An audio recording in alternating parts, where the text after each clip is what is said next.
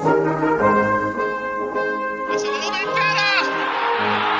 It is a stunner from Fabio Quagliarella.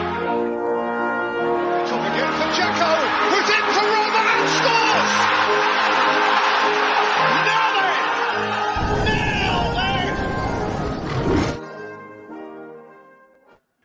Ciao ragazzi, and welcome to another edition of Serie, Sitdown, World Football Index's podcast of Calcio, told like it is. I'm Frank Crivello. He's Richard Carmen. Ciao, Richard.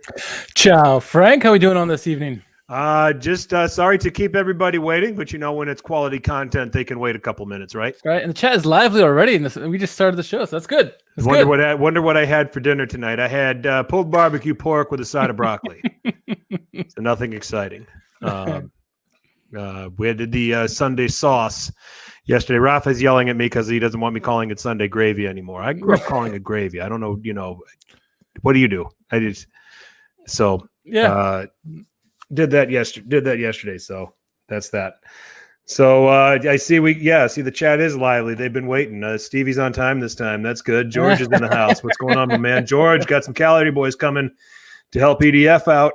Yeah. So that's going to be exciting. That's going to make that team more exciting. So we shall see. I don't know what's going on in Antonio Conte's mind where he thinks that Alexander Kolarov is a better defender than Diego Godin, but here we are.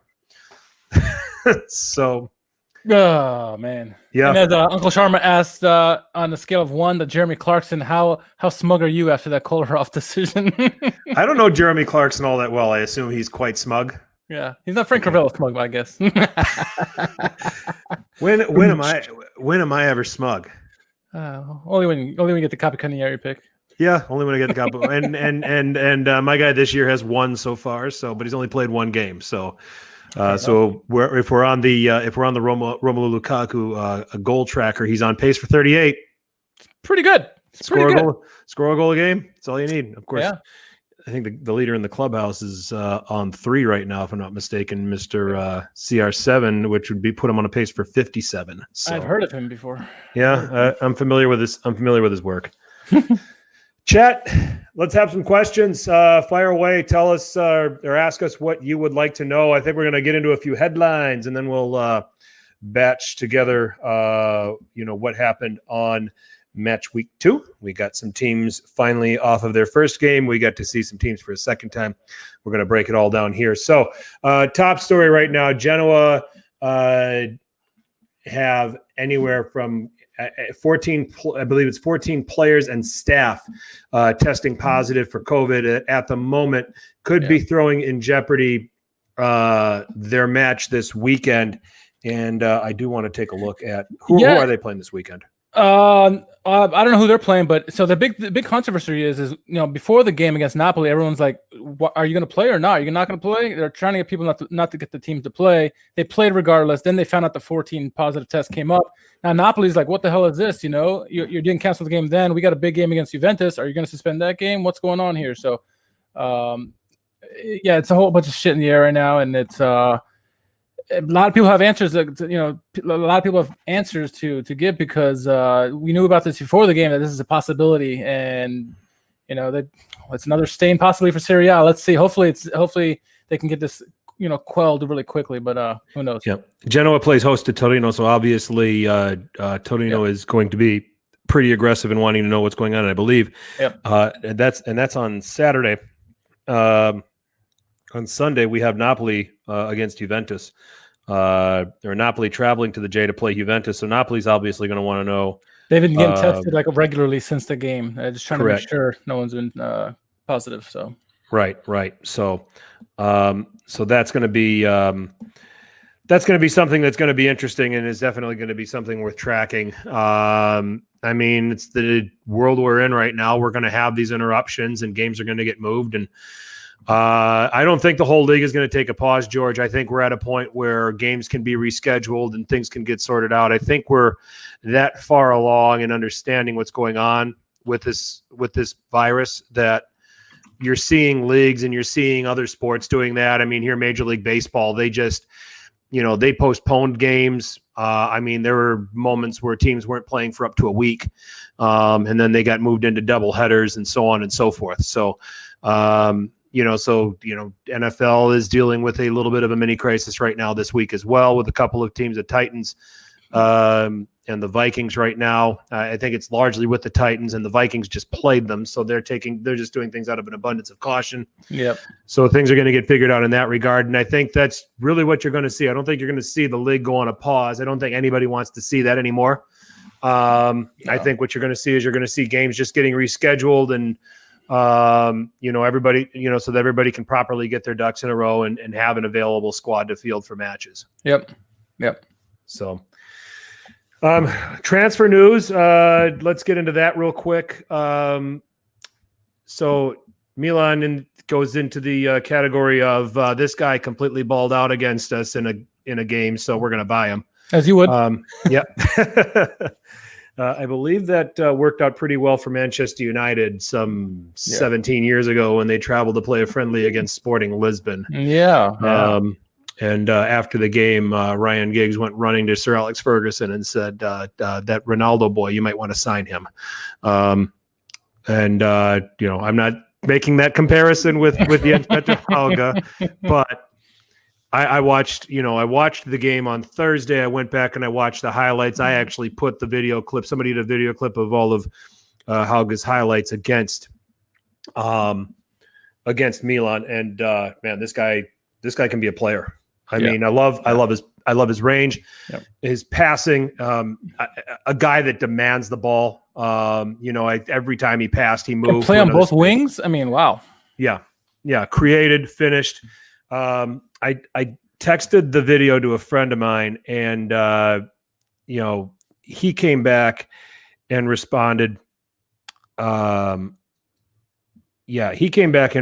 He said he looks like the real deal, but his teammates choked on some of his room service deliveries. Yeah, rightfully so. I said, can you imagine him doing that, playing at that kind of level and doing those sorts of things, and playing to players like Ibra and Diaz and the like. Now, I think that, initially the thought was that he was going to be staying at Glimt and then joining in January, but now it's supposed to be a full transfer. He's coming to Milan now. Let's talk about Jens Petter Hauge, who could be the he feels like a guy. When I first saw him play, and when I saw the whole deal was going down, I felt like this is something Atalanta would do. This is a guy that Atalanta would get, and now Milan are getting him. Well, hopefully they can develop him like Atalanta would, and not develop him as they have recently with Paquetá or Piątek, right? Yep. This kid seems like he has a lot of talent. Obviously, he can play in many versatile positions, can score, can pass, has the work rate, has the vision and the knowledge. Let's see if he can put it together, and can Pioli put him in the right places to be successful. That's, I think, the key.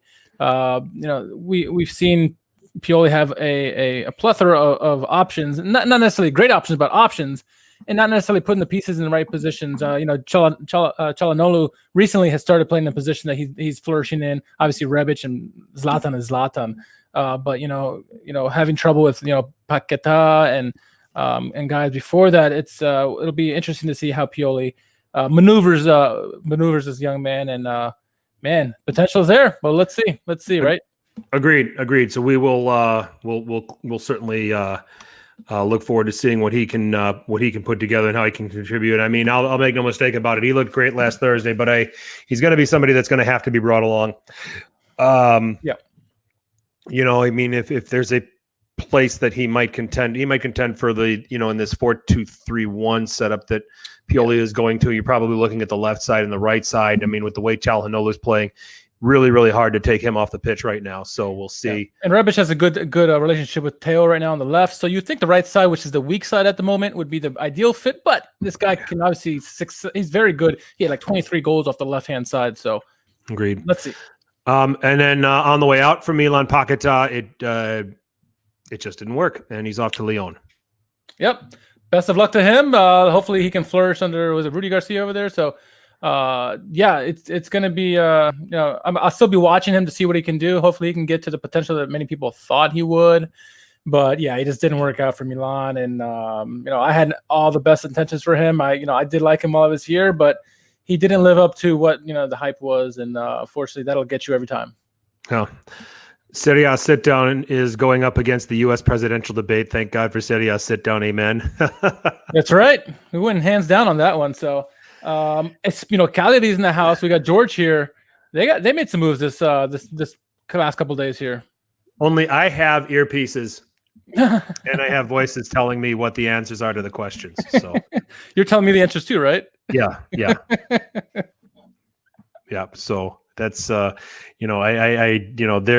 hiring teams to make sure that they're not getting earpieces, somebody talking in their ear, etc. It's just wow. Let me know when it's November 4th. Let me know when it's 2021. Yeah, let me know when it's 2021. Yeah. So agreed. Andreas Pereira having Frank, you have to change the Ebertrud. I know, I gotta update, I gotta get on top of things, but Stevie, white duct tape. Yeah, Stevie, I wore 21 when I played. So that's why this jersey is special to me. So and when Ibrahimovic chose the number 21, I said I don't care what it costs, I'm getting one of those. Cheap. So no, just kidding. What's that? I'm like cheap.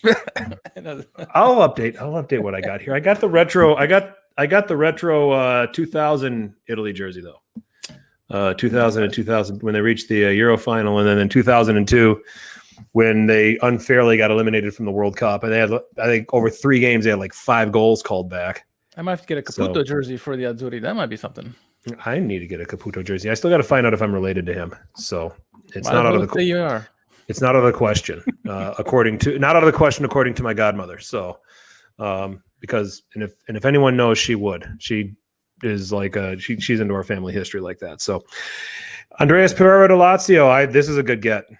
Yeah, good by them. It's funny because I was giving Jerry Mancini a ribbon because he kept saying, "Oh, Lotito's going to make all these moves in this last week," and I was like, "Yeah." And then, like, as soon as I said that, Pereira to Lazio, I'm like, "Okay, maybe I should calm down." Maybe he's right. We'll see. Added midfield depth, probably needed added midfield depth. You were getting to a point when the restart happened. You were running Marco Parolo into the ground. Yeah. You now got Lucas back. You've got Milinkovic-Savic, and you got Luis Alberto in there. I mean, having someone like Pereira now gives you a little bit more depth, especially with all of the competitions that Lazio are going to be in now, and with the Champions League as part of their agenda. Yeah. And a guy that was surplus to requirements at Manchester United. I mean, we've seen this before where players are surplus at other clubs and they come to Lazio, and they turn it up. I mean, you only need to look at Luis Alberto. You only need to look at Lucas Leiva. You only need to look at Joaquin Correa, to see the answers to those questions. So it's definitely an environment that'll work for him. It's how he fits. Like I said, I think he's in that midfield 3 and that 3-5-2 setup that Inzaghi likes to run. And I think that he brings some technique. Is he, as dynamic as SMS? No. Is he as creative as Luis Alberto? No, but he's a nice filler, for games here and there. And I think it's a wise purchase by Lotito. I don't think anyone's going to doubt how good Lazio's starting 11 are. It's the question the answer we all knew is that their depth. They had no depth, and they need to get some depth players. And so now having Pereira, Marusic is back now. Adams giving some depth there. Just pick up some more pieces. If Lotito can pick up some more depth this next week, maybe Lazio will be jump right back into this mix of not only the Champions League but also in the Scudetto hunt. Because last year they're obviously good, but with all the games and the congested fixtures, they're going to need that depth, and every team's going to need that depth. So. This is an excellent pickup by Lotito. Yeah, definitely. And George is here for the Cagliari takes as Raja Nainggolan and Diego Godin are headed to Sardinia. So Nainggolan was there last year. Now he goes back, and it's a reunion with Eusebio Di Francesco where, when they were together at Roma, I thought Nainggolan was fantastic. Yeah. And now you get Diego Godin, who is a very talented defender. And if this Cagliari team ever needed a position addressed, it was the center of their defense.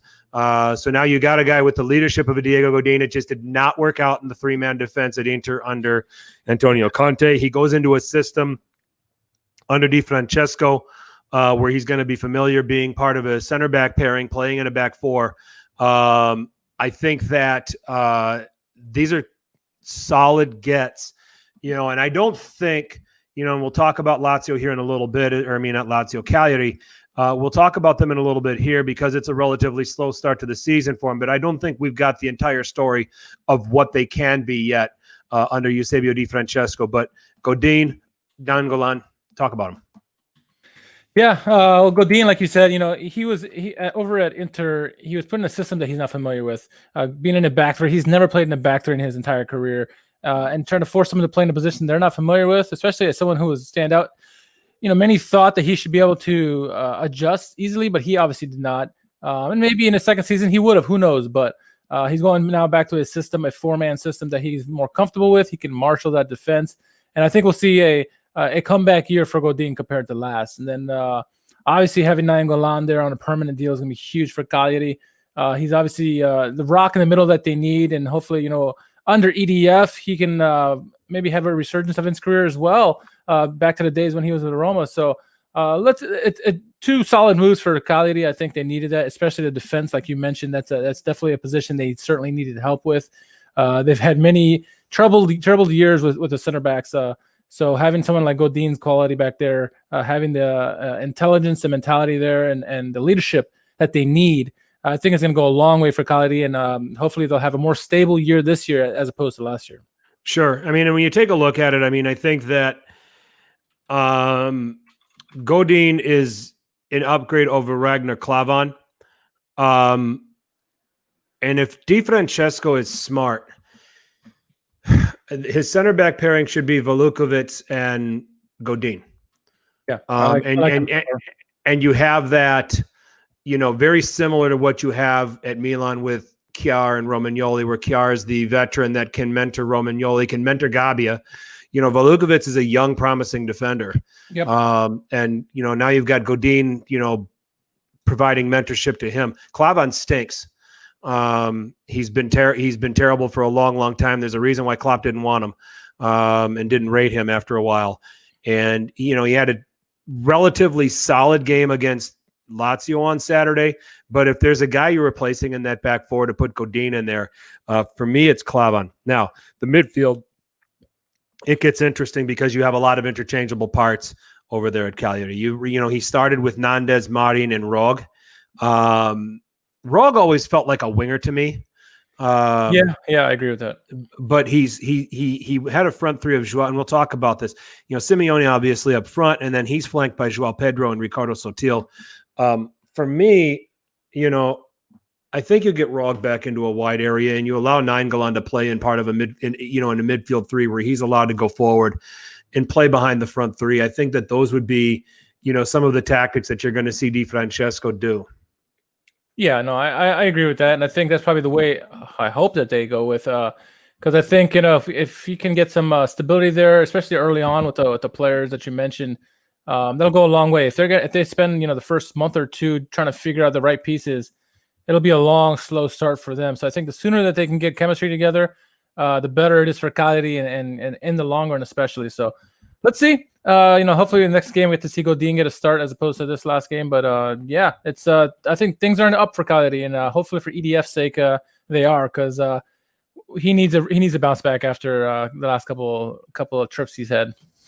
Godin is on a rapid decline, but agree on upgrade on the Kopite. Yeah, people were probably saying that Chiar was a player that was on a decline, yep. Before he headed to Milan, and Glick was on a decline before heading to Benevento. So we'll see. It pays to have, he might not be able to keep up with some of the pacier guys, but guys with experience that can position themselves well, do things early. And Godin was on a decline because of crap Inter. Absolutely, it was a square peg in a round hole. Yeah. He's a great center back in a two-man center back system in a four-man defense. He's not a third center back in a three-man defense. It doesn't work. No. So, so that's how those work out. So those were some of the key moves that has happened here in the last handful of days. Any other transfers that we're missing? Vidal to Inter.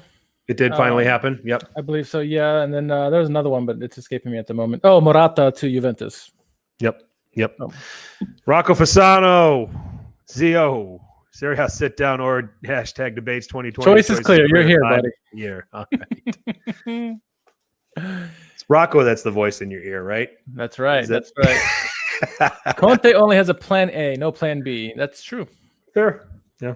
Fair. So that's what's going on with the transfers. We talked about, and George, I'll be happy with the top 8 finish this season. I don't know. Tough. I still don't know if you get there. If they do, that's a nomination for Manager of the Year for EDF. Yeah, but you should be happy if they do accomplish that. But I don't. Yeah. I don't know if that happens. Top half is very viable for Cagliari. Top 8 might be difficult, a little bit out of reach. So. On to the games. And we opened with Saturday. We got our first look at Atalanta taking on Torino, and Atalanta decided to play Papu Gomez behind Luis Muriel and Duvan Zapata. Give the people what they want right off the bat. I like that. Yeah, but it wasn't all roses for them right off the bat. First 11th minute, Andrea Bellotti putting Torino ahead on an assist from Thomas Rincon. And that only made Atalanta angry, as you would imagine. Yeah, because it only took 2 minutes after that for the goal of the week to happen. At least in my opinion, Duvan Zapata, awesome with the hold-up play, beautiful layoff, and Papu Gomez with the equivalent of just a boxer punching another boxer in the mouth, and taking away a few teeth of the process. Powerful finish from distance. Once that ball was laid off, the second it left Zapata's foot, I said goal. There's only one place that's going. Yeah. So that was goal of the week for me. And then the second goal for Atalanta was second place for goal of the week. So right off the bat on the first game, I already had my mind made up that this is first and second for me this week. I don't care what goes on in the rest of the games, and there's some pretty damn good goals. There's 43 goals to go through here. But Luis Muriel gets fed on from Papu Gomez and volleys that one home. Well taken, puts Atalanta ahead 2-1. You could possibly put Hans Hateboer in this conversation for a goal of the week candidate on his goal, because that was well taken too. 42nd minute. 3-1 Atalanta. So first game in for Atalanta. Papu Gomez, 1 goal, 2 assists in 42 minutes. Not bad. He's going to have himself a decent season, I think, like last year. He had an MVP type year last year, and he's off to a freaking hot start already. Wow. Game is in cruise control until Toloi switches off. Bellotti cuts in front of him, heads home, makes it 3-2 just before halftime. And then second half, it was kind of interesting.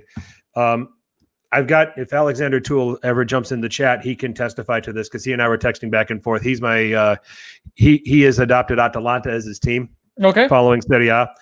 And as we were talking, as the game was going on, you saw Atalanta was moving things around. What was interesting to me is you saw 2 defenders around Zapata all the time, and you saw oftentimes when he didn't have the ball, 2 defenders around Papu.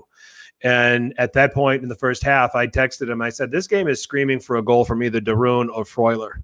One of them are going to come forward. And sure enough, it's Darun, played in by Muriel, making it 4-2. That would seal the game off. Serie is still doing 5 substitutes, which is annoying, but understandable. But Atalanta 4 at Torino 2. I see that you guys are all going off on Giampaolo saying he's lost this. It's Atalanta are going to do this to everybody. I don't know. I don't know if after 2 games, and I know it's because we've got a Milan contingent that want Giampaolo to burn in hell, but I'm not ready to conclude that he sucks at Torino yet. Atalanta are going to do this to just about everybody. I'm happy to see Bellotti get 2 goals in a game. Yeah. I guess a team like Atalanta. It's big for him because this is the year of the Euros, so we need him. The Azzurri need him to be on top of his game, and that's a great way to start. Last year we started seeing glimpses at the end of the season, so great start for him, and I'm happy. And maybe this is, Zaza was lively as well, had a rocket of a shot hit off the crossbar that missed. So we'll see. It is Atalanta, but let's see how they do against some of their opponents. But early signs for at least Bellotti and Zaza that they're liking the system and they're going to get their opportunities, it seems. Okay. Yeah. No, Mr. Bob. UEFA is not doing the 5-sub thing. They're doing the 3-sub thing. I know this because I had a vested interest in the Champions League qualifiers today. Made a little money thanks to some Dynamo Kiev players. So, okay. But Rodriguez in particular, and the goalkeeper Bushchan, he had 13 saves today. So, but anyway, so it's. For me, I'm not ready to just, after these first 2 games, pass judgment on Giampaolo at Torino yet. I need a bigger sample size. Now, if he goes off and loses 6 or 7 straight, then yeah, we got a problem here. I mean, he's going to get to play, hopefully going to get a chance to play Genoa this week. That'll be a true test there for him. I mean, if the game happens, if he sucks against Genoa, well, there we go. If they go and score 6 like this past weekend, then who knows? As a daily fantasy soccer player, Steve, 5 subs drives me nuts. It actually pisses me off because your players come off. Yeah. And especially whenever Manchester City is on the slate and they play Manchester City, for some reason Pep must know who I play because he takes them off. Yeah. But anyway, again. What's that? The earpiece again. Yeah. So it's what it is. Belotti is Immobile's backup in the Nazionale, but I prefer Caputo to the Torino striker. I prefer Caputo in the national team as the starting striker in that 4-3-3, and I know that is egregious to say, or it might be on the surface egregious, but he plays in a 4-3-3 system and can naturally adapt. I mean, Immobile's getting better, but we'll see. That's another conversation. Atalanta, business as usual. They show up, they score 4. Yep. 3 in the first half. It's to be expected. I'm glad to see they haven't tailed off. They had obviously a fantastic year last year and nearly made it. Then we got really far in the Champions League, and so many wonder would they have a drop off after all that, and they haven't done it yet. Let's see. I'm curious when some of the bigger games come calling how they do, but. Man, that's a great way to start. I fully expected them. I honestly didn't think they were going to get this hot off to the start. I thought they were going to maybe have a difficult time in their first game, and nope, business as usual. Atalanta doing Atalanta things. That is right. That's right. So they're off and running 4-2. I picked them to finish second in Serie A this year, and they're looking good to start. Lazio traveled to Sardinia, their first game of the season, to take on Cagliari. Cagliari coming off that 1-1 draw against Sassuolo. It would be a 2-0 win for Lazio. Relatively comfortable, all things considered, when you take a look at this game statistically. Manuel Izzarri. And this is why I don't like Marco Rog in a 3-man midfield. Because he doesn't, when he gets in the box, defensively he doesn't know where he is, and he's one of the guys that was responsible. But anyway, Lazzari puts them up by a 0-0. Simeone had a great chance to level things after a chance from distance by Joao Pedro. He had the follow through and he had the goal at his mercy and put it over the top. That's a chance there that probably could have put this game. You made this game a lot more interesting, but if you don't take care of that chance, there's a certain number 17 that punishes you on the other end, and that's exactly what happened. Ciro Immobile on an assist from Adam Marusic. Marusic getting some run on the left-hand side here for Lazio, and he looked really good. He did.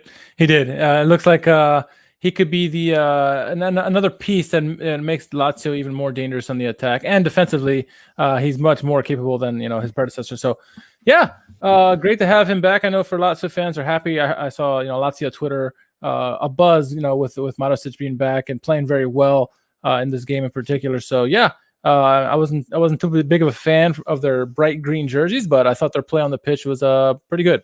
Yeah, those are disgusting, by the way.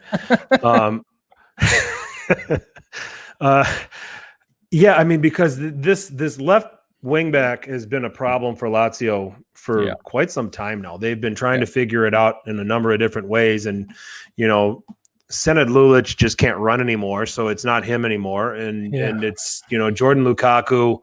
I had high hopes for him, and it just never panned out. Just too rough around the edges, really, as a player. Johnny, it just doesn't work. It didn't. The defensive part of it didn't work. Yep. So they have thrown all of these options here on the left-hand side, and I think with Marusic they might be onto something, and it might not be totally natural for Marusic, but he's better than all of the other options that they've tried here, it seems, in the last several months. Now, it's one game, but it's against a pretty solid opponent, and in situations when you're dealing with a guy like Nandez, who's a high work rate guy through the midfield for Cagliari, among other players, it's okay. I mean, I think, this might be the way that Lazio have to go, in terms of fielding their best lineup. Yeah, no doubt about it.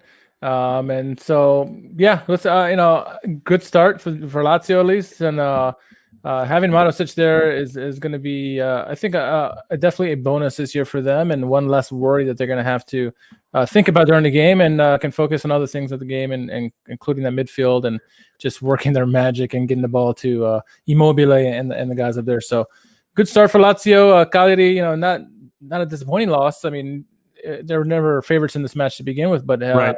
They kept it close for the most part, and just got to pick up where they left, from this game, and go and try to be more positive in the next game. Yeah, Rog's not a midfielder; he's a winger. No. So he needs to be playing wide. Martin through the middle of the pitch was interesting to me. We had Francesco on a little while ago, and he said that Martin is considered to be more of a playmaking type of guy. So the arrival of a Nainggolan coming in here to maybe help shore things up. Do you think that Cagliari might have? I mean, Cigarini is gone.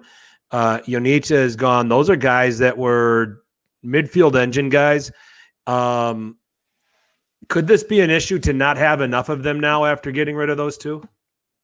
I mean, from the onset, you would think so, yeah. But they're going with a different script that they did with last year, and last year obviously didn't work. And so maybe they're thinking, if you go with some younger players, try to develop them that way, maybe it'll have a better payoff, but longer lasting payoff. And like I said, my initial reaction is saying, yeah, it's two big losses there. But I think EDF got to give him benefit of the doubt that he knows what he's doing, and let's give it a few games to see how it really works in that midfield there. But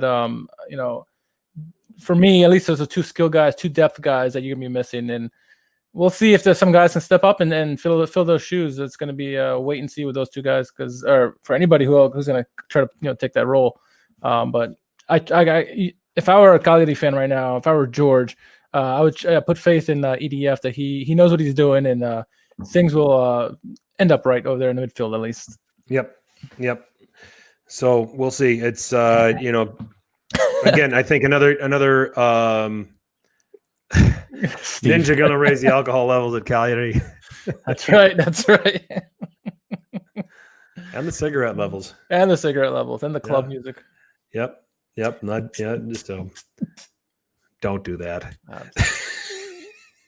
Well, you're not middle-aged like me, so you still I feel like it though. I feel like it. That's what happens when you have a little kid running around. That's true. So, Sampdoria and Benevento.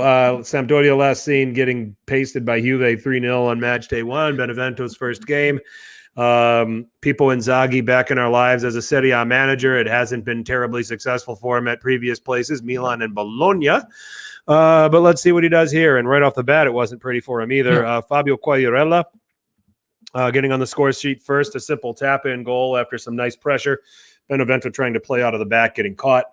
And Bonazzoli on the ball, getting the ball across to Quagliarella, making it a 0-0.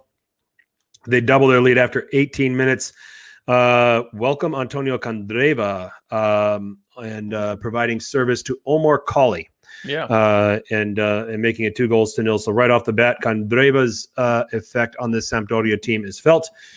In the 33rd minute, a second ball falling to Luca Calderola for Benevento to make it 2-1. So a lifeline there for Benevento, although it had to be said that Benevento, they were statistically superior across the board in this first half. 62% possession, 3 shots on target, finally getting one to go in, the goal from Calderola. Heading into halftime, game on with the momentum. But it wouldn't be until the 72nd minute where that man again, center back, mind you, Luca Calderola, with a brace in his first game. He's on pace for 76 goals, Richard.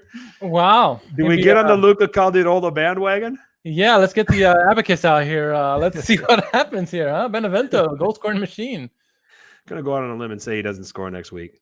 or ever again. So played in by Gianluca Caprari on that one, and then they complete the turnaround. Gaetano Letizia in the 88th minute from Marco Sal. Marco Sal's back in our lives. Look at that. Yes, yes.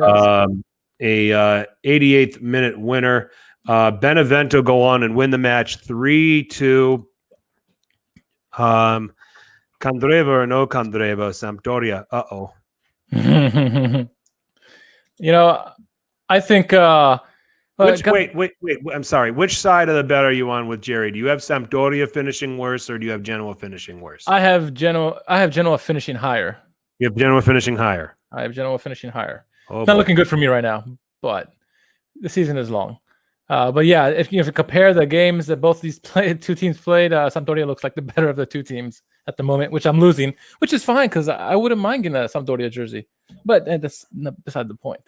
It's Candreva. I think is going to be a good pickup for Sampdoria, not just in the commercial aspect, as we saw. We'll get to a little bit later, but also in the service and servicing in the games with the assist. Nice pass to Colli for the goal there. So. Yeah, it's an interesting pickup for me. They needed a rebound game after that Juventus debacle. They did well. They started out well, I should say. But, they left a lot on the table after those two goals. It's like they stopped playing. It's like, oh, we got the game going. And Benevento said, nope, we're for real. And Brian Dabo, I thought played very well in that game. I actually thought he had that first goal. Yeah, I thought he had that first goal, but it was Caldiarola who got the toe in just before him. But the team they're putting some pieces together there, and Benevento, man, they're going to give a lot of teams trouble this year, I think. I mean, the way they're trying to play, no question. Did we have a Keita Balde sighting? Not in this game. I don't recall. I mean, he may have, but I don't recall. Steve, help me out, man. Where'd you see him? I'm blind as a bat then if he was out there for a team this weekend and I didn't know. Does Samp have a problem with COVID as well because they share the same stadium as Genoa? Probably not, but no stories about that yet, but not out of the question. I guess is the best way to answer that. So, but Benevento, they're going to play a style that's going to aggravate some people. They've got plenty of experience. The thing that worries me about them is the manager. I mean, Pippo Inzaghi has done this before where he takes a team in Serie B, has them playing really well. He gets an opportunity to take a Serie A job and then can't get it done. This is a different scenario where he's actually coming up with the team. Yeah, staying with him, right? So, but when we get into the middle of the season and players are getting stretched and that sort of thing, has he learned from his mistakes? And can he? I mean, we talk about Di Francesco and Giampaolo in possible revival situations. This is a revival situation as well, for Pippo Inzaghi. But it's strange for me. It's to be honest, it's one of those that I want to say that Benevento is going to be this very good team that's going to, possibly, be of a, Hellas Verona that finishes higher up, top part of the bottom half kind of thing. But as much as I revere Pippo Inzaghi as a player and what he did for my favorite team, I don't have a lot of trust in him as a manager that something like what happened to, over the weekend against Sampdoria is sustainable. Yeah, and I think the big difference between Hellas from last year and Benevento this year is Hellas had a defense. I think if you have a defense, it'll go a long way. Obviously, you need goals in this league, but they had timely goals. Obviously, some emerging players in our team, but their defense is what really carried them most of the season. We haven't seen that yet with Benevento. Obviously, with 2 goals against Sampdoria, it's not a great start. But, maybe they can make some adjustments. They obviously did in the game. Maybe, that'll be the true telling sign whether they can figure it out defensively. There's no doubt that they have the offensive talent to get some goals in here and there.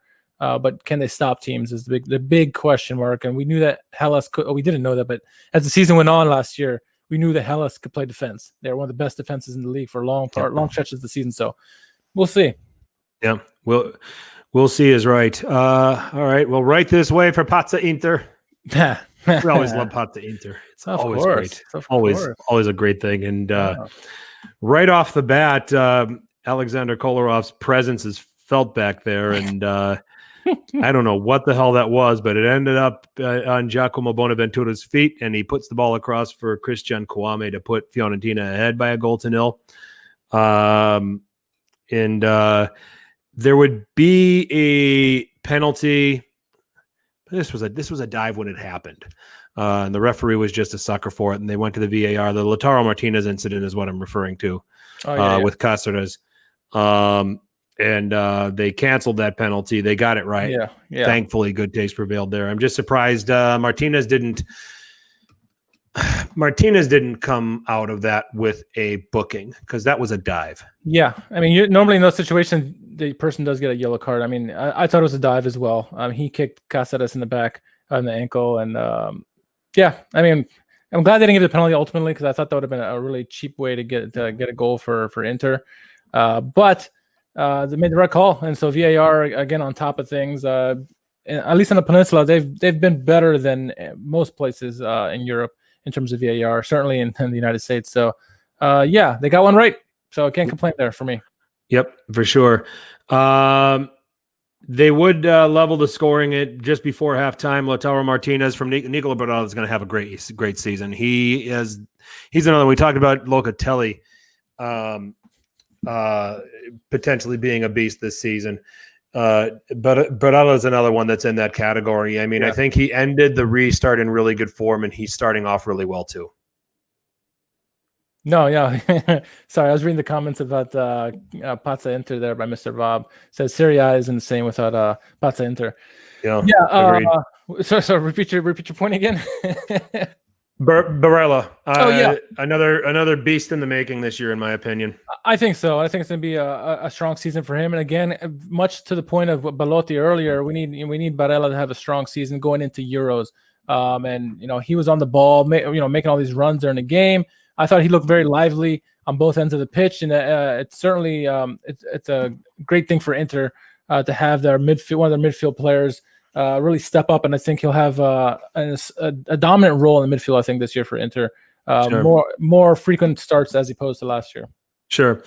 52nd minute, Federico Ceccarini with a great lunge at a ball to put the ball in the back of the net. Small problem. Federico Ceccarini plays for Fiorentina, and he put the ball in his own net. Putting Inter ahead by 2-1. But just 5 minutes later, Franck Ribéry playing in Gaetano Castrovilli with his second goal of the season, making it 2-2. But it's the second assist of Franck Ribéry's that everybody's buzzing about. That was just an inch-perfect pass diagonally that split, I think, at least 4 Inter players. Chiesa running onto it, chipping it past Handanovic, making it 3-2. So you're winning 3-2. You're getting some momentum. You're killing Inter on the counter with players like Ribéry and Chiesa. But of course, this is Beppe Iachini managing the team. And what does he do? He subs them out. Of course. Because he's Beppe Iachini, and he has been at like 30 different places in 12 years. So 87th minute, a well-worked team goal here for Inter. My Capocannonieri picked Romelu Lukaku on the end of it. I like that he's starting slow and no one can talk about him. That's, we don't need him to blast out right away and score a hat trick to win this thing. So bag full of toffee thinks he'll get one next week, though. You think he gets a hattie next week? That's fine. That's fine. It'll come soon. Castrovilli will be the breakout player of the year. Yeah, no question about it. He's among them. Castrovilli, Barella, Locatelli. These guys are all midfield players. They're all beasts. Yeah. In the making this season. I think they're all going to have fine seasons. So, but a nice little work team goal. Lukaku lays it off. It goes across the new signing Ashraf Hakimi, who plays it across, and Lukaku's back in it. And what I don't understand is why Fiorentina players don't track Lukaku after he laid the ball off, because there's only one place he's trying to find a run in the box, and to be that wide open was just criminal. But that's that. And then 2 minutes later, D'Ambrosio finishes Fiorentina off, rescues the 3 points for Inter in full. How long can Fiorentina? First of all, we'll get into Inter. How long can Fiorentina, with the talent that they have and the promise that they have, how long can they carry on with Iachini as their coach? As long as Franck Ribéry stays healthy. If he's healthy, they have a chance. We saw we saw what he did to Inter. I mean, just making dazzling passes here and there, and that's obviously the one that split 4 players, like you mentioned, to Chiesa. When he's on the pitch and doing what he's capable of, they have a fighting chance. But we saw last year when he was out, the whole team pretty much just capitulated. And so I think long as Ribéry stays healthy, Keeney's going to have a job at least longer than a couple managers in the league. But I agree with you. And as soon as he got signed, it just didn't seem like a right fit for Fiorentina with him. But let him prove his worth, I guess, right? Yep. But Ribéry is going to be the key, I think, for his job safety. I think. Sure. And my batch finishes off with the first game from Sunday morning. Spezia, welcome to Serie A. You get to play free scoring and free shooting. Shoot everything in sight, Sassuolo. And it opened up with a goal of the week candidate, Filip Juricic. I can't remember who he nutmegged, but it was on the way to a nice little tidy finish. Scoring in the 12th minute to put Sassuolo up, 12th minute to put them up 1-0. There's going to be a Sassuolo game. Where it was Salah. Jacopo Salah. He's the one he nutmegged. Is that who it was? Yeah. Jacopo Salah? Yeah. That might be Spezia's best defender too. That's the sad part. Yeah.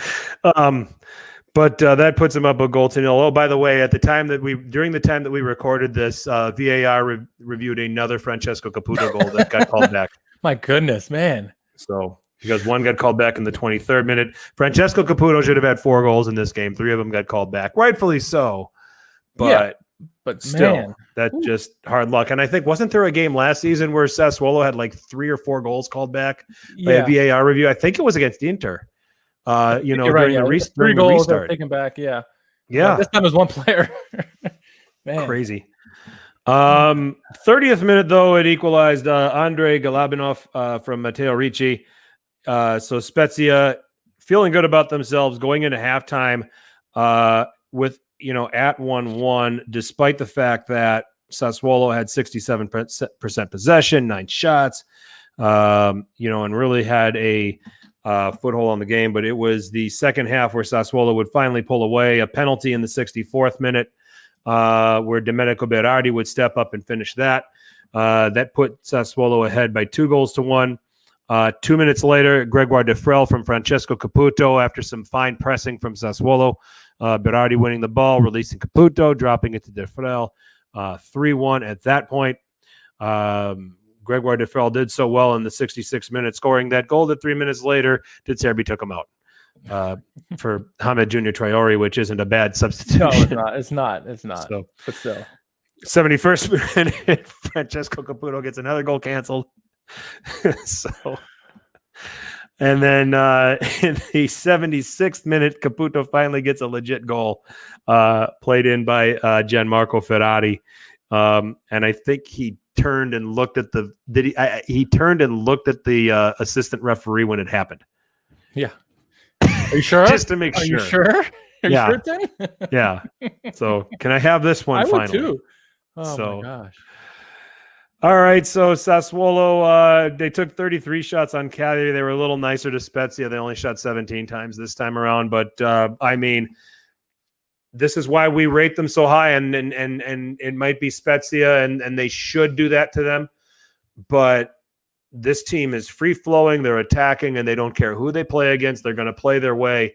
And I think players like Chiriches and then Ihan came on and made an appearance in the back now to, like we said at the very beginning of, when we had Francesco on, these aren't guys that our favorite teams want, but they are center backs that will make Sassuolo better defensively than what they had. Yeah. And then you have all of that. You have all of that in attack going forward. It's fantastic. And no Boga yet. Yeah. This is a dangerous team. It's why I picked them 7th. I think they're a thorn in everybo's side this season. Yeah. Oh, for sure. And I think ultimately it's going to be Kan Ihan and Chiriches playing the center back pairing, because I'm very high up on Kan Ihan for a long time. I've followed him, so I think ultimately he'll be a starter there. But yeah, now they got some solid defensive pieces to go with the attacking power that they have. My goodness, they're going to be a really fun and dangerous team this season up ahead, and there's no doubt, no reason why you and Francesco picked them in the top in the Europa League spots. because they're that good. And I picked them just outside, but yeah, they're going to be a good team this year. And Sure. Yeah, they're fun to watch. They're no longer fun bad, like we said. They're fun now. Yeah, they are. Milano Miguel checking in with us. Ciao, buddy. Hey, what's up, man? Loving life right now. Milano unbeaten. So you'll talk about them among the other guys.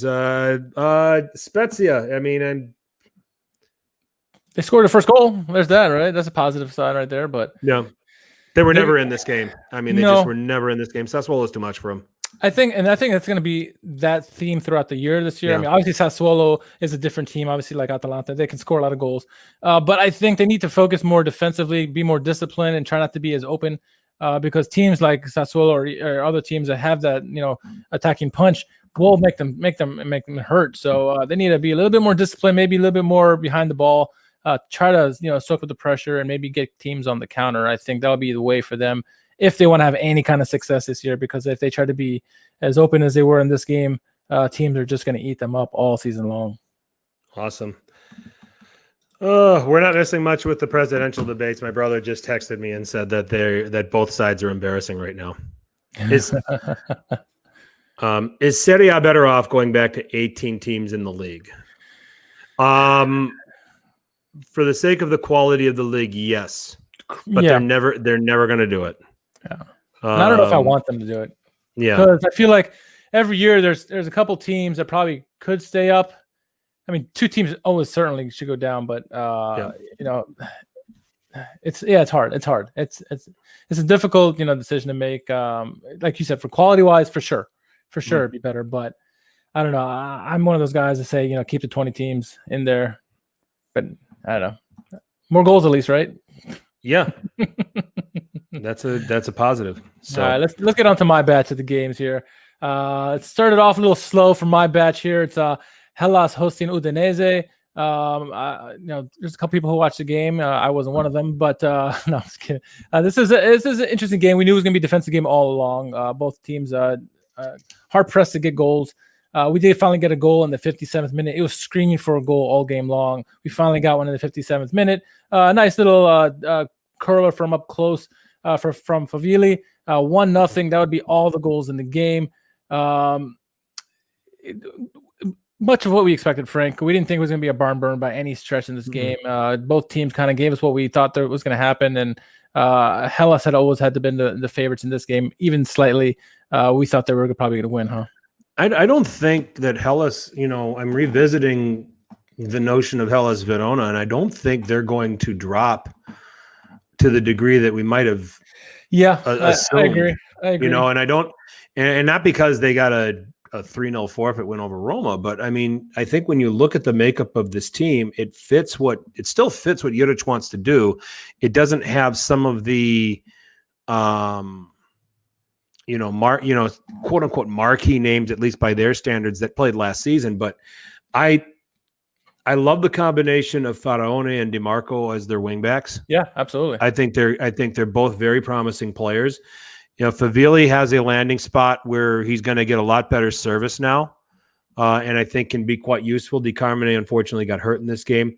He's got guys like Zaccagni and Antonin Barak, who we had rated when he was at Udinese. Had a very good game here. I just want to go through Barak's stats here. 2 shots on target, 1 shot blocked. He had 4 chances created too, which is a valuable thing. Yeah. A little late on the tackle, committed some fouls. But he's a useful piece, and I think that he could. I mean, he could be an adequate replacement for a Pessina who's no longer with them. So I think that the names aren't the same, but I think that this Hellas Verona could be pretty stable this year, looking at them right after these first 2 games. To be fair, we didn't have those names weren't there also at the beginning of the season last year, and they kind of emerged as the season went on. So maybe we're going to have the same situation here. Juric maybe knows how to push the right buttons for these guys and get them to play to that next level so that they are, very competitive, very difficult to play against. And like you said, they still have some of those defensive pieces there, and just whatever guys that step up this year, maybe they just emerge as the new stars for the team this year. And obviously you still have Faraoni and DiMarco, like you said. So Yeah, it's maybe they're not as bad off as we initially thought, and good start for them. Decent performance against Roma last week, and then obviously this week getting the win. 3 points, 3 points, so they found a way to win. And they got Temezi over there in the midfield too, who came over from Atalanta, and I don't know if that was a loan or if that was a permanent. But yeah, I'm not sure. He's an engine room guy, and he can run a lot of things down too, and plays with a lot of commitment. It showed in his numbers too, and what he did in the game. I think it was like 4 interceptions, 3 tackles, 1. So gets in there and does some of the dirty work. So it's like I said, it's just it's as you were with what they do. It's the names are just different. Yep, absolutely. And speaking as new names, Crotone and the new boys in the league would host Milan in this one. And Milan looking to have a bounce back game after a difficult game against Bodo Glimt. Many people were on them for having such a tough game against the Norwegian superpower, I guess. But this game, they were a little bit more stable, I thought, in this game than against the Bologna. Took them a while to get some scoring started. They finally got drew a penalty. This was an interesting call for me, Frank. A nice over the top pass to Ante Rebic. You watch it in live time. He sticks his arm out, hits him. It goes down. All the players are calling for a handball. Then he gets taken down in the box. Initial reaction, and then after you saw VAR, what did you think of that play? Because for me, when I first saw it, I thought it was at the handball. How they not call it? But how did you feel? Yeah, I think Milan got away with one. Did you? Yeah, I think they did. I mean, it probably should have been a handball first on Rebic. This is the incident that led to Kessie's goal, right? Yes. Okay. Absolutely. Yeah, I mean, there was a handball first, and they should have checked that. I don't know, maybe they didn't check that and just were focusing on the infraction in the penalty area. I'd be lazy if they did that or didn't do that, That's not out of the realm, though. Not out of the realm.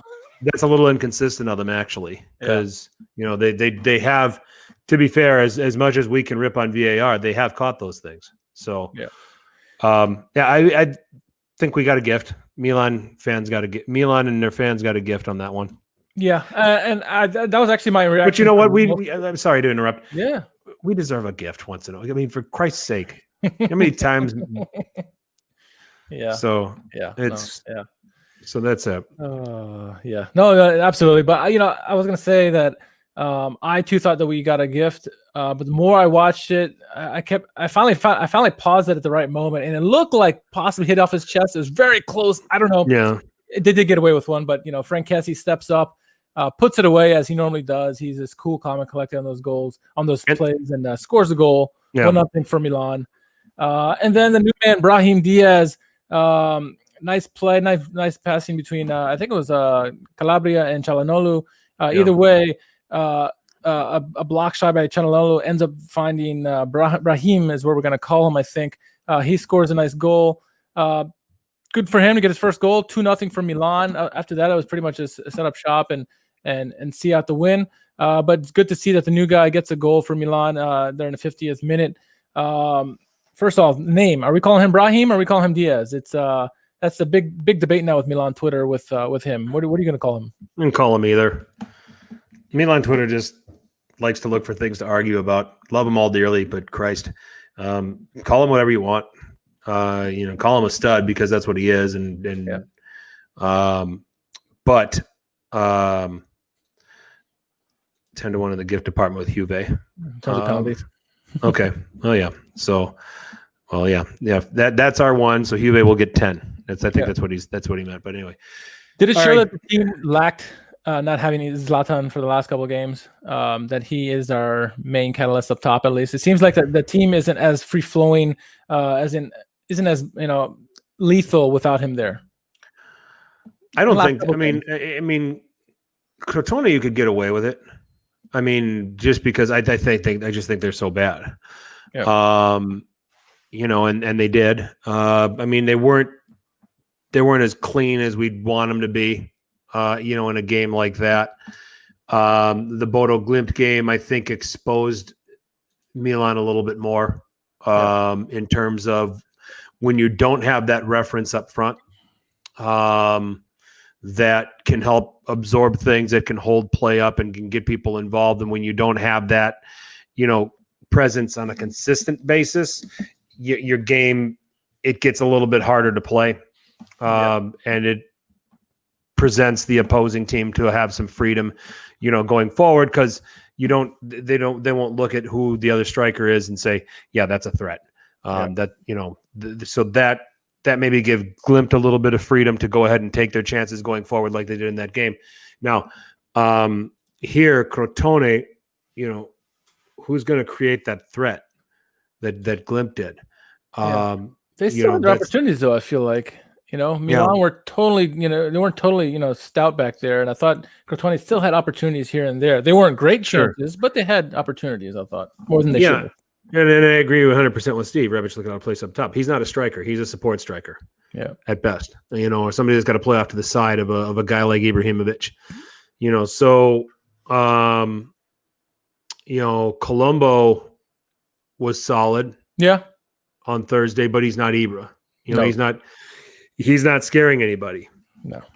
You'll take risks. You'll take risks against Milan when Colombo is playing as a striker. Yeah. You won't take the same risks when you have Ibra playing that high up and somebody that can get the ball, hold it, but also play people forward and play people in. So that begs the question then, because Steve's asking now, do they need more a striker, a center back, or a right wing? And he thinks a center back. They definitely need a competent backup striker when Ibra's not able to play. They certainly need a backup for while Romagnoli's out, right? And then right wing has been weak. But maybe they've solved that with their recent signing there, at least in right wing. But with Helga, I'm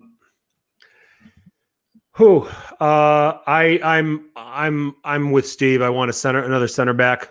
And here are my reasons for Milan. I think Gabbia has actually played well over these first few games. He's gotten better each game, I thought. Yeah, he's getting better with every game. Chiara is very experienced, but he's also injury prone. We'll get Romagnoli back, and Leo Duarte is not an answer back there. Matteo Musacchio is a card waiting to happen. One injury away at a center back of a total disaster. Absolutely, I would love to see Tomiyasu join Milan. Yeah, if those rumors are true and if that's the negotiations and that's what's going on, because he plays two positions. Yeah, he can play center back and he can play right back. And we're not perfect at right back. As I said in previous pods, Milan has addressed that with quantity. They haven't really addressed that with quality. They're continuing with Calabria and Conti. They added Kalulu. And now you bring Tomiyasu into the mix, who can play as a right back, who can play as a center back, and he's got a pretty dynamic game to him. I mean, he can defend, he can position himself. You think Gabbia is not impressive, Steve? I'm going to disagree with you. I think he's been solid. Is he going to make young player mistakes? Yes, it's going to get exposed more because he's a center back and he's a young player. Okay. I think that he has been solid. I think that he has been serviceable. He has not totally screwed things up back there. And I think that that's really what you're looking for with Gabbia. You don't need him to be this. I don't need Gabbia to be Koulibaly or Van Dijk or Nesta or anybody like that. I need him to be serviceable. I need him to just do his job. I need him to just be solid. Just be better than Duarte. What's that? Just be better than Duarte. Yeah, you just got to be better than Duarte. He's been better than Duarte. I mean, Steve, what do you want? Do you want Duarte back there? Because that's the other choice right now. Yeah, they need some depth back there for sure. I mean, Gabbia has been. Let's just say this. You might say he's not impressive. I'll say he's been good enough. Okay, and he's young. And how does a young player get better? You give him games. Okay, and we haven't really played anyone for him to really be exposed, and yet he has been exposed. Okay, fair. I agree with him, though. If one more injury, if there's a Chiara or whomever, and it's going to be a calamitous, big gaping holes are going to happen. Once if Chiara goes down before Romagnoli's back or whatever. So I think they need some depth for sure. And I think that's why you're seeing a lot of 2-0s here from Milan here to start the season. A game against Bologna that last year in that fixture won something like 5-1. 5-1. Yeah. Crotone that they should be winning by more than 2 goals. I think that you're seeing more of a managed approach. Yeah. Because that center back pairing isn't as strong without Romagnoli back there. Yeah. Okay. Can a better team come in here and pants Gabia? Oh, sure. Yeah. I'm not saying that the next team we're going to talk about probably could. Yeah. So, but he's holding the fort, and he's doing a serviceable job until Romagnoli comes back. But center back is the number one priority for this Milan team. Yeah, no doubt about that. And I think it's going to be important because there are teams like this next team we're going to talk about, Napoli, who just seems so just unbelievable to start the season here. They play Genoa. Granted, it's Genoa, but the performance they put on is one of the performances of the weekend. Goals galore in the Napoli-Genoa matchup. Scoring started early. One of the goals of the week candidates, Mertens over the top pass, finds Lozano back post, taps it in 1-0 in the 10th minute. Scoring would stay that way for a while, and then another goal of the weekend candidate, a beautiful passing display by Napoli. Ends up being Osimhen backheel flick to Zielinski, who puts it away, makes it 2-0 in the 46th minute. Dries Mertens would add to that total, make it 3-0 in the 57th. Lozano, just 8 minutes later, would get his double in the 65th. Elmas with a beautiful goal in the 69th to make it 5-0. And then to round it all out, Matteo Politano in the 72nd minute with a lovely left-footed shot from the right wing side. 6-0 Napoli just run right on Genoa. And, I want to give Napoli all the credit in the world, and I will. But is this Napoli being amazing, or is this because they play Genoa? And I want to play devil's advocate because, Oh, no, I'm going to play devil's advocate. I mean, anytime you see a 6-0 win, it's amazing. It's impressive. Yeah. But they played Federico Marchetti in goal, who's like 60. I was surprised to see him. I was. And then the back three is Davide Beraschi, Eduardo Godaniga, and Andrea Masiello, three of the worst center backs you're going to see. And Genoa just decided, fuck it. Let's just let Napoli crush us. This is the lineup we're going to put out. And that was frustrating to watch. Two of the goals came because Genoa can't play out of the back and tried playing balls across the middle that fell right to Napoli feet. So let's look at that. That was the third and fourth goals of this game. And then the fifth and sixth just came because this Genoa team was just by that time they were in over their head. I'm not pounding on Napoli. Okay, because I did this last week after the game against Parma. I'm not pounding on Napoli, but it's an impressive start. You're top of the table because of the goal difference and all of this other fun stuff. But I am not there yet. I think Osimhen is showing a lot of promise. I want him to do this against a better defense. Yeah, for sure. We know Dries Mertens can score goals in this league. He's been doing it for years. Herving Lozano is off to a very good start in this league, in this season. And Zielinski looked good. Yes. But I mean, this is the biggest trash heap collection of defending and defenders and goalkeeping that you can possibly put together. And trying to do this against Napoli, yeah,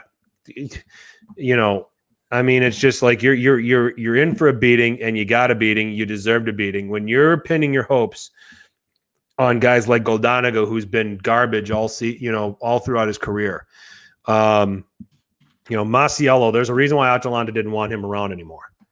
All right. I mean, Napoli fans, you deserve to be on a high and enjoy it. But my gosh, let's take a look at the crap that you have gotten the opportunity to play against. And I mean, it was 2-0.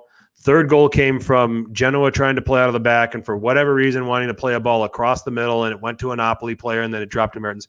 Fourth goal, same thing. Yep. I don't know what the hell they were looking at or what the hell they were looking for. And I mean, it's schoolboy stuff. I mean, it's stuff that I'm trying to coach my U9 boys, my son's team out of doing.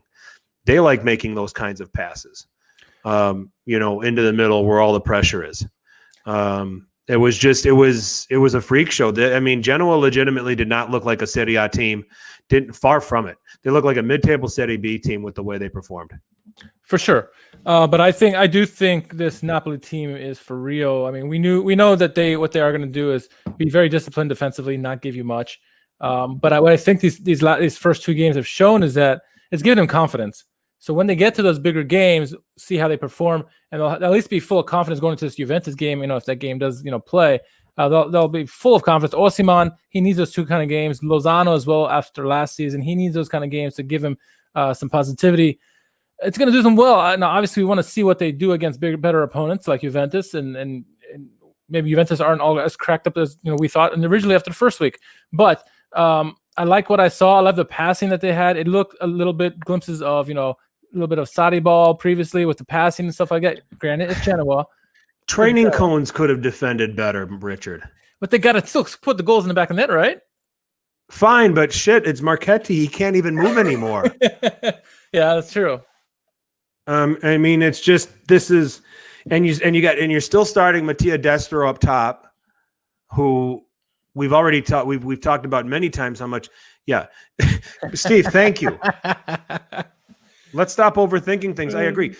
Go do that to Juventus this weekend, and I'll change my tune. Okay, I will. I mean, come on. Federico Marchetti in goal, Davide Beraschi, Eduardo Goldanaga, and Andrea Masiello. Napoli fans, I'm with you. Don't worry. Don't worry. I mean, listen, Napoli fans, enjoy the start to the season. You deserve it. I mean, you're doing what you're supposed to do. If they're going to put shit out to play against you, you go out and you crush them, and that's what you've done. Yeah. But do that to Juve this weekend, okay? Do that to Inter. Do that to Milan. If you do that, I mean, if you can do that against the top teams, I'll think a lot differently than I'm thinking now. I like what you're doing. I like the way you're playing. I love Gattuso. I always have. But I'm trying to just bring everybody back down to planet Earth here. What do we say about Genoa? They're just a pile of mess. They look like they're certain to go down this year. Them and Parma. I mean, look at this team. I mean, the only guy out of this team that I would out of this starting 11 that I would possibly take and put in a team is Milan Badel. Okay? You want to take Luca Pellegrini? Yeah, maybe Pellegrini. Yeah. Okay, but Badel might be the only guy I would take from this group because I can probably find better left wing backs than Pellegrini.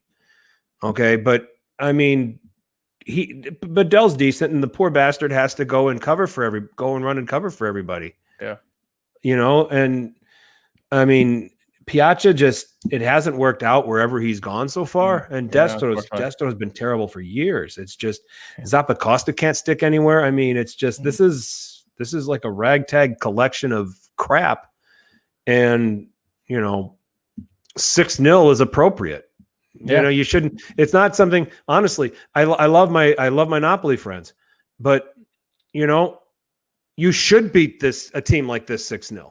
This isn't something you should celebrate. So, I mean, I'm probably getting a little extreme here, but that's just when I look at this team, it's just like, my gosh, this is Genoa, a proud club for years and years and years in this league. And this is the crap you're going to throw out there. They're atrocious. They are atrocious. Yeah. So you got to feel for the Genovese fans. Yeah, it's not a kind of game. I mean, I bet they're happy not to come to the games because they have to see this kind of crap, waste your money. Right. So, but I mean, they got to be happy. I mean, shit. That's our friend George. If you want to see cardboard cutouts that are trying to figure out how to leave a damn stadium, it's Genoa fans leaving the Marassi at this point. They're like, and even Sampdoria fans leaving the Marassi. The Marassi should just stay empty all season. Why would anybody want to go and watch that crap right now? Oh my God, both sides. Yeah, that's why Jerry and I are betting on those two teams. They're both. And you have Genoa finishing higher than Sampdoria. Oh, I just want a Sampdoria jersey. That's all I want. I see what you're doing now. You're trying to justify this. That's right. That's how I do it. Spin it my way. Trying to justify your own madness. Speaking of spinning things their way, we had Roma hosting Juventus. Both teams had interesting first weeks. Obviously, Juventus had the better of the first games. They looked very good in their first game against Sampdoria. Granted, Sampdoria. Roma had a poor defeat to Genoa or to Hellas Verona's 3-0. 3 goals, 3 beautiful goals that they can't live down for the rest of their season.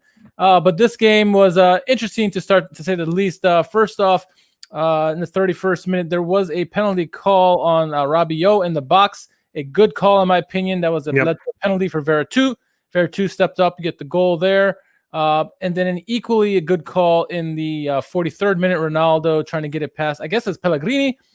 Stick his hand out, handball. I thought that was a legit call as well. Of course, Ronaldo's going to step up, score that goal, 1-1. And just before halftime, Jordan Veretout, he gets a goal, makes it 2-1. I thought Roma were by far the best team in the first half, Frank. I'm curious what you thought, but I thought their midfield was just doing an excellent job against Juventus. If it was Dzeko had a couple opportunities this game to really put this game away, did not. But I thought that midfield was really running right in the first half. I'm with you. The game plan was very acceptable. They were inviting Juve to have the ball, and they were going to try and go ahead and hit them on the break. They looked to take advantage of an aging Bonucci and Chiellini, and that's what they did. They created some counterattack situations. They made the most of their possession when they got the ball going forward. Dzeko missed out on some great chances. Mkhitaryan had an awesome chance at the very beginning of this game that he should have been able to finish. So I thought it was a very solid first half from Roma, and it put Juventus on the ropes.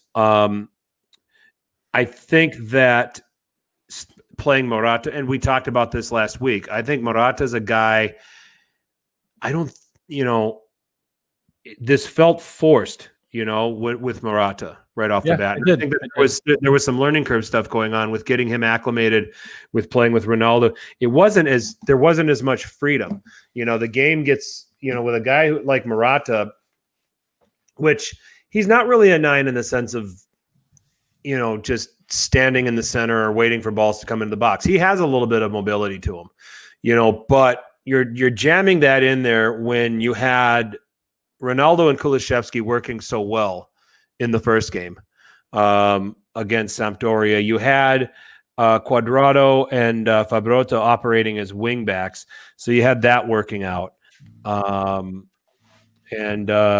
for me, it was very curious to see Pirlo all of a sudden jamming Morata in there. It's almost like, hey, we signed this as my shiny new toy. We need to play with it. And I just I didn't get it. Can we all agree that this was the worst Juve we have seen in the last 10 years? No, because I actually think this Juve is, over the course of the season, going to be really damn good. Yeah. The first half didn't look great, for sure. But this was a freak show. You're jamming in a guy that's not played with these guys yet, not trained with these guys very much in a big game. I mean, as much as I want to crap on Roma, this is still a big fixture. I would have stuck with what was working if I was Pirlo. It's one of those rookie manager mistakes. Yeah. And speaking of rookie mistakes, I think Rabiot did get a yell in the 30th minute, and you're talking about rookie mistakes. Off in the 58th minute, he takes off Weston McKennie, who was having a decent game. It wasn't a great game, but he was having a better game than Rabiot. He brings in Arthur, obviously his new man, and up until the 62nd minute when Rabiot gets a red card, Roma I thought was dominating the game. They looked like they were going to win the game. But when they got that red card, when Juventus got that red card, go down to 10 men, it seemed like Roma just stopped playing. Just before this red card, I think Dzeko had 2 opportunities, point blank, misses them, one off the post and goes out wide, another one he missed again. And then in the 62nd minute, the red card happened, and it looked like they were like, okay, we're going to win this game. We got to man up. And they just stopped playing. Juventus turns it on as they should, because we've talked about it many times. When a team goes down to red, they either play like crap or they play even better. Juventus played better, I thought. And then, just minutes later after that red card, Danilo with a wonderful chip pass over the top from the right-hand side finds, of course, Ronaldo, who jumps like 20 feet in the air to get a header or get a goal, tie the game. And from that point on, it was just all Juventus. And I think Roma got lucky to get away with a point in this game. They should have had 3 points, and they barely got away with 1 in this game, Frank. Yeah. It's one of those where they're going to rue it.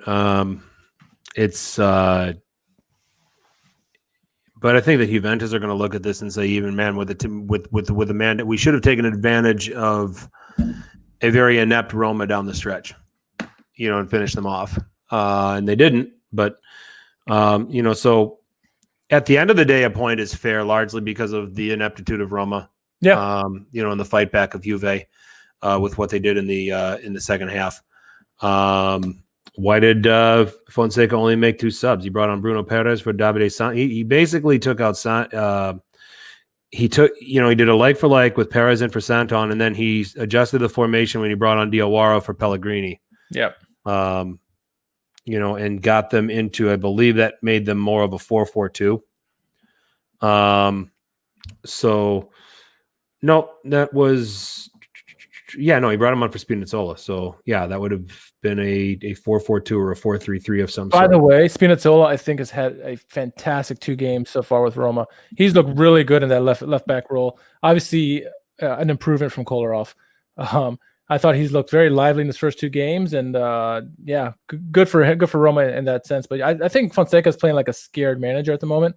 A lot of rumors of possibly Rania coming in there and doing what he would have done in Milan, take over as sporting director and manager. So maybe he's just playing like a scared manager, is not making quite the right tactics. Because I mean, up at 2-1, I don't care who you're playing against, and up a man, you should win that game. And they completely switched off, and you got to blame that on the manager, I guess. I guess the players take some blame to this too, because they were on the pitch, right? Yeah, I mean, it was relatively negative for a team that was playing with a man up, and they just decided to take the route of, okay, it looked like they lost the guy. I mean, yeah, we're 2-1 up. We're just going to let them have it. And we'll just, if we stay organized, if we keep things compact, if we don't get anything allowed behind us, we'll get the 3 points and we'll get out of here. And it backfired on them. So, as far as this game, Checo should have won it for Roma with his 2 chances. Yes, Morata is totally overrated. I don't know totally about that. I just don't like him playing matches from the start for this Juventus team. I'd rather let them, I love the Kulusevski-Ronaldo combo up front. And Steve's talking about it right here. They put Kulusevski in the wrong place because of Morata, overthinking things. And I think that was a terrible decision. Figures this out in the season, because all Juventine were screaming from the top, you need to have Ronaldo and Kulusevski up top. I agree. They looked very good in that first game. And I'm curious, I said this in the first game, that Roma's midfield looked very good. And that could have been part of why Juventus didn't play as well. But I want to see how they play against Napoli coming up, because that's another very good midfield. Are they going to be overrun again? We'll see. I'm curious. This is why, and this uncertainty for me is why I had Juventus so low. Yes, I had very low, 3rd place this season, but it's not a good start against a team that we're all picking to be, in 7th place or worse this year. So, I mean, it's early. I know. It's early. I think that this Juve under Pirlo is going to get better as a manager, and the team is going to get better as the season goes on. This is going to be one of those seasons where maybe they fall behind a little bit, but as the season wears on, they get on a run and they just start pulling ahead of everybody. Yeah. For Roma, it's just, first of all, this time as far as the roster submission, 18 bosses probably looked at it. There was a memo. I mean, it's all the stuff from Office Space, right? Where they get to the guy, the new hire, and they say, "Hey, we're now putting cover sheets on our TPS reports," and you turned in your TPS report without a cover sheet. Well, now, we can't say that it's the existing guy, because the existing guy left for Hellas Verona. They're the one that did it last week. So, who is worse, Genoa or Schalke? Oh. Look what he's doing to you. I'm going to leave this podcast. It's not only him, it's also a bag full of toffees. He's like, oh, McKinney's so happy he left Schalke. I'm like, yeah, they're both right. Yeah, they're all pounding on you now. They're all piling on you. See what they're doing. So Stevie might win Calcio Twitter. I mean, that's not on Twitter. But go put it on Twitter quickly. We don't have a lot of entries here right now. Oh man. Yep. So I mean, all of the comments on this, overthinking things again, playing with the Swedish star out of place because of Morata. Yeah, Morata is a guy you bring in the 60th minute when you need a striker, when you need a target to play to. You need to that center backs are worn out trying to keep up with, because they have been chasing Ronaldo and Kulusevski all game. If you do it that way, you're going to win a lot of games, and you're going to cause a lot of problems. So it's that's where I'm at with it. I think that Roma's in a lot of trouble because their approach to things can get really crazy. Like in this one, they had the 3 points in the bag. They dropped 2 of them. And I think Juve, it's a scenario where they found a way to scratch out a point, not playing their best. Pirlo is going to learn from putting on a system like this that just didn't work. Hopefully he learns against Napoli. You don't jam Morata in there because you're going to be playing 11v10 because Koulibaly will just laugh his ass off and say, "Oh, you're not going to move much. I can deal with you." So, so they need to get back. If they play that 3-5-2 against Napoli, they're going to give themselves a better chance of winning than if they try to jam Morata in there, because it's not going to work. I'll just say it right now, 5 days ahead of when they play each other, it's not going to work. Yeah, no, I agree about that. Well, enough of this game, because another team that didn't make it work, a team that looks like a relegation team at this moment, and one of the coaches that I've tipped for being one of the first to be fired. Parma were on the road against Bologna, and Bologna looked like a powerhouse against them. Scoring started in the 16th minute. Soriano gets a goal, makes it 1-0. He just 14 minutes later in the 30th, he would double it with a goal of the week candidate to make it 2-0 for Parma, heading into halftime. Coming out of the break, Skov Olsen, lovely play again. Soriano with the assist, made it 3-0 in the 56th minute. Parma would peg one back through Hernani in the 67th, but Palacio with a wonderful goal, a goal of the week nominee in the 91st minute, made it 4-1. Bologna just completely dominated Parma. I want to give Bologna their credit because they played well. Soriano played amazing in this game, but I'm more worried about Parma and how they've played over the first 2 games of the season. And Liverani, he is showing basically himself of why he didn't do so well in his previous stint. He's taken a team who had a pretty good season last year. Yeah, they sucked at the end, but he's taken a team that was pretty good and making them look almost as bad as Genoa.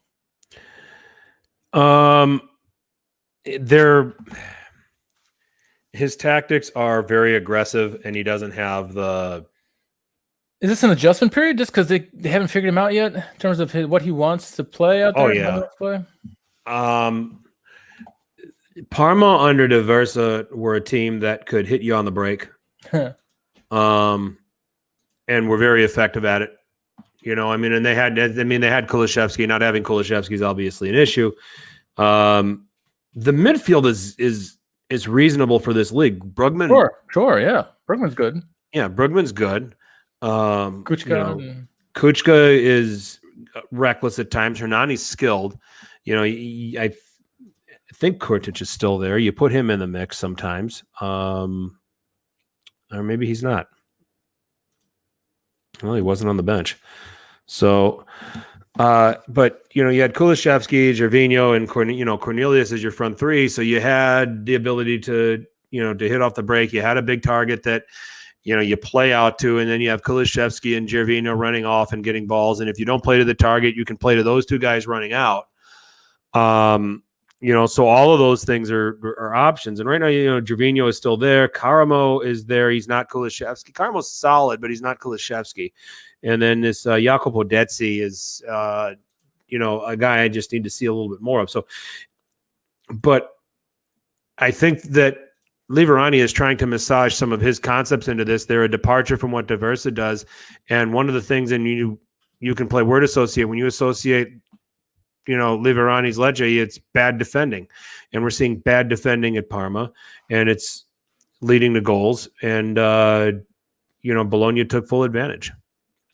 No, for sure, and good for Bologna. Bologna needed that bounce back after having they had a tough game against Milan, 2-0 only. They lost, and they were in the mix, but being able to bounce back and get some confidence against a team like Parma. And really for Skov Olsen, their young kid who got that nice goal, and Soriano, it's got to do wonders for him and his confidence, getting 2 goals and an assist in this game. And good for Bologna and good for Mihalovic. Let's see if they can carry this into the next game. Yeah, this Bologna side is solid. Yeah, I agree. I don't think they're a Europa League team bag full of toffee, but I think they're solid. I think they're in that fight for 9th, 10th, 11th.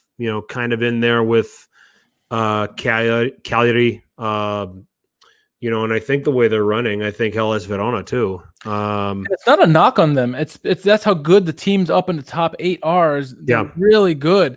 And a team like Sassuolo may not even make the Europa League, or Roma. That's how good the top 8 is. So it's no knock on Bologna. Bologna is an excellent team. It's just they're not quite as to that level that the other teams are. Right. So, I think that the talent is there now. If you take Tomiyasu out of this picture, and if he ends up going somewhere else, that's going to make them a little more susceptible defensively. And then scouting back there in the midfield behind those guys is also good. That's another guy you probably want to keep an eye on as we go. I thought he was very good against Milan, and he was very good here too. So just taking a look at his statistics, created a chance, but where he made his money was winning balls back, 3 interceptions, 5 tackles, 1. A guy that certainly fits as someone that they need to work behind all of those playmakers that want to link up with the forward and create the scoring chances. So a lot of ground for Scouten to cover, and he's proving, so far in these first 2 games that he's another guy that we might want to keep an eye on that could be very, very useful if he doesn't hang his hat at Bologna, that he could end up at a better team at some point. No doubt about it. So that's all the games of the weekend. Do I talk goals? Yeah. You want to go first? Yeah, I'll go first. The first 3 are in no particular order. So I'm going to say my first 3. I'm going to say Soriano, his second goal. I really like that goal. I'm going to say Papu Gomez and Hateboer are my next 2. And I know you're high on Papu Gomez. My number 2 is going to be Zielinski's, that team goal that Napoli had. Finished off by the back heel flick from Osimhen to Zielinski. That's number 2 for me. Number 1 for me, I'm going to give it to Benevento, the new boys, getting the game winner by Letizia, a long-range bomb in the 88th minute, gives them the first win of the season, first win in Serie A this year. So, that's my number 1 goal of the week. It's just more of a heart pull than anything else. You're a sucker for that. I am, aren't I? So, all right. My goals of the week, in at number 5, I'm going with that Napoli team goal finish by Zielinski for Soriano's second goal. So we're in agreement there. Number 3, I'm going with the Federico Chiesa goal for that Ribery pass. Wow, that pass is beautiful. Yep. Number 2, I have Muriel's volley. And then number 1, Papu Gomez's rocket. For me, that was the goal of the week. We had 43 goals to choose from. I mean, take your pick, right? Yeah, we didn't have any shortage of options. No, unlike the first week, right? Yep. 5 goals or 5 games, I think it was. Yeah, that's for sure. Winners and losers this week. You have at it first, I guess. Yeah. I want to say Genoa because it's an easy pick, but I'm going to go with Roma. They had the game won, in my opinion. They stopped playing. Dzeko, 2 quality opportunities to make it 3-1. Or even 4-1, I guess, if he finished both of them and failed to do so, went up man and still, end up losing points in that game. So Roma's my loser of the week. Winners of the week, I'm going to go with, Benevento. Getting the first win. Comeback win in that game of that because they were down 2-0. And great win for them, and I'm happy for them, happy for people. Yeah. No problem with those answers. And for the reason that you say Benevento, Sampdoria is my loser this week. You're 2-0 up. And I know that it's very early in the game and there was a lot going on yet. Another 72 minutes or so to deal with a 2-0 lead. But you have got to – that is a team that you're going to be in direct competition with for survival. So to at home, fans or no fans, 2-0 up and to lose 3-2, not good. Not good at all. You're in a relegation fight. I don't care how big – you think you are. You're in a relegation fight and it's going to be ugly. Yeah. Winner for me, I am going to say, there've been some winners, and Benevento's a very good shout. I don't have an issue with that, but I guess I'll say it. I'll go with Milan. Okay. When's the last time we said that they've played 2 and won 2 to start the season? Yeah. They had to do it without Ibrahimovic, and they found a way to get a 2-0 win against Crotone. They're finding ways to win. So I like them as the winners this week. I think that they got through a very tricky Europa League qualifier, beating Glimt. Yep. And then following that up with winning at Crotone, and we know that Crotone is probably a relegation choice right now. But to keep winning without Ibra is going to build confidence for the rest of that squad. I agree about that. Nothing wrong with those choices. All right, and we finish off with who won Calcio Twitter. Yeah, We don't have a very wide range of options this week. No, the first one that comes up is it was from Michael Lisi. It says not hard when you play low end teams like Shamrock Rovers and Juventus. Barumch. Now, let's see here. I am going to read you the one that came from Siavush Falahi at Siavush F. Yeah. The Milan security team running in to reinforce the Champions League trophy room when Agnelli comes visiting. It's from the Drew Carey show where they're all running out and running as hard as they can. Don't want Agnelli to get near old Big Ears, right? That's right.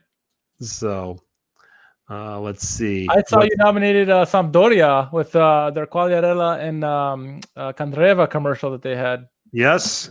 I like that. The nominating. Actually, I should move to latest. I'll probably be able to see all of these. There you go. I'm looking at top. That's where I'm screwing up here. Okay, so yes, the at Sampdoria. If you haven't checked it, back on September 25th, they played a video of Quagliarella at a restaurant being served a nice wine and some food, and serving him is Antonio Candreva. So. The new signing for Sampdoria. So very, very clever, very creatively done. So definitely enjoyed that. Let's see here. Further, Sabrina nominated. It's at Michael DeLutis. It says I always have a hard time watching Interplay. Someone said, Sabrina asked, is anyone having trouble watching Inter versus Fiorentina? And so his response was, I always have a hard time watching Interplay. Fair enough. Yeah, I think people were having feed problems with Dazen up in Canada. Yeah. For a number of games, at least from what I was seeing. So, okay. Got a couple of these. I'm going to read these off. First of all, Milan Bangers at AC Milan _SA. Can't wait for Paquetá to shine in the Farmers League and Milan Twitter to act like he wasn't completely dog shit for us and blame it on the management. It's going to be great. That's good. Again, at AC Milan _SA. If you're a Milan supporter, please follow that account. It's good stuff. Our friend over at Calcio Connection, at Alex Dono, we need to start investing in young players like you guys did with Paquetá and Piontek. Even Michael Lisi liked that. He's like, well played, sir. Well played. That was good. Let's see. And then we've got a couple more here. Of course, Steve at Milan Weekly Podcast finally entered it. Who is worse, Genoa or Schalke? Taking a dig at our own Richard Carmen. Oh, yes. That's $1 million question there, huh? And here. Late mention, another late one here. Frank at Serie _AUST. A friend of mine today told me that you should never consume a hash cookie moments before watching Atalanta play. Watching Serie A as you know it will never be the same. That's a trip. It is a trip. I think that's all of them, huh? That is all of them. I'm going with my winner is Siavush Falahi. Well played. Nice dig at Agnelli and Juventus. I'm going to go with Alex Dono. I'm going to go with Alex Dono with his dig on Paquetá and Piontek. I like that. Okay. Excellent stuff. So we don't have a two-time winner yet. There's plenty of time. There's plenty of season for that, though. We've got a lot of guys getting on the board the first time, but we don't have a two-time winner just yet. So Milan Europa League qualifier. Their next one, I believe, is it Rio Ave they're playing? I believe so, yes. I run out of let me check. I've got my Europa League app. I've got Milan saved as my favorite team on there. So let's take a look. It's a playoff match. They're not telling me. Oh, yeah, here we go. And they're going to Portugal for it. They're playing Rio Ave. And if they win that puts them into the league proper. So don't know anything about Rio Ave, but Portuguese teams can be very technical. Yep. Can be very difficult to deal with. They should win. I would probably say this is a 2-1 win for Milan. I think they'll concede one at least. And I'm saying this not knowing anything about the Portuguese team. I like it. I like it. You're not going to put yourself out there. You're not going to put yourself out there, are you? I'm not, because I'm going to go with what you picked. How about that? Okay. I'm just excited to see Napoli Juventus if it does play. So yeah, if it plays, both those teams out. So I'm going with Juve to win. I'll go Napoli. Just because I've had you. I mean, I'm picking Juve to be the champions. You have to go all season. Well, I can't pick. I'm not going to pick them every game, but I mean, it's at the J. Not that matters. There's not there's 1,000 fans. So, it's at the J. It's a trip. It's a road. I mean, Napoli probably might have this COVID thing and having the extra rigorous testing because they were exposed to Genoa. It might be a distraction for them. So, I think that this is going to be a game that while Pirlo is trying to implement a certain style, there's enough players in this Juve team that have that old Juve know-how that I think you're going to see that kick in and prevail. And I think they beat Napoli. I think they do it narrowly. I think it's going to be in the neighborhood of 2-1. Okay. There will be goals in the game, but I'm going to go narrow. I'm going to go Juve to beat Napoli, but only just. I think that they're missing some key pieces. The Juventus are, and I think they're put back a little bit from what happened against Roma's midfield. So I'm gonna go Napoli. I'm gonna go on the edge here and say 3-1 Napoli on the road. All right, you gotta make a bold call there, I guess. Yeah, so, yeah. Good stuff. Gabbia gonna shine. Steve says you're damn right. Even if you're being sarcastic.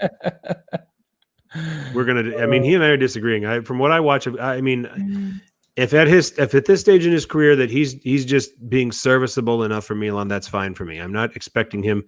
Yeah, and Bagful of Toffee as well agrees with me. Says Juve 2, Napoli 1. So that'll be the big game on Sunday. Looking forward to it. Bagful of Toffee, us to Everton, Brighton. Yeah. This isn't Premier League. So, he's got to get it in though, so you see it. But you know what? We're very proud of Don Carlo and the work that he's doing to start the season, and he's got them playing well. So we'll see what happens. All right, that's going to put a bow on this edition of Serie Sit Down. Shameless plug time, Richard. Have at it. Yeah. Well, obviously you can. Well, not obviously. You can always follow me anywhere at R_KHARMAN on social media. But there will be a new video out this week. It's going to be in the Azzurri and a player that could be the catalyst for them going into Euros. Who that is, you'll have to wait and see. But yeah, okay. Coming on. I'm at FTC_21 right there on Twitter. That's where you can find me.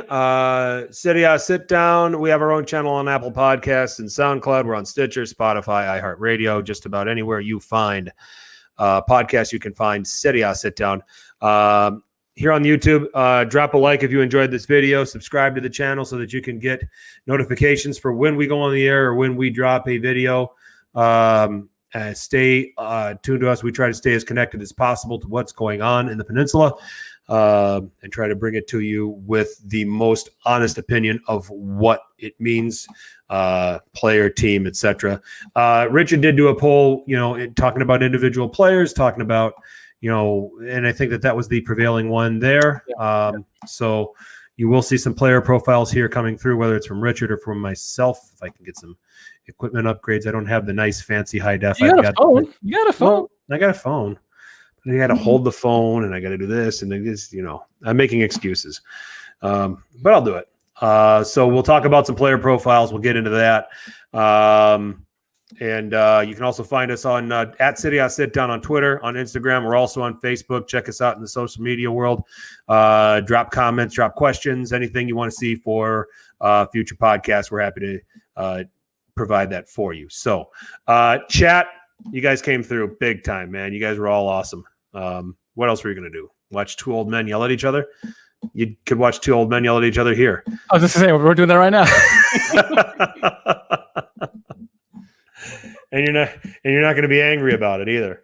So, I don't know. You and Steve got pretty angry there for a second. Yeah, well, we just have differing opinions about one young player. If a young player doesn't play to his lofty, unreasonable standards, then he's crap.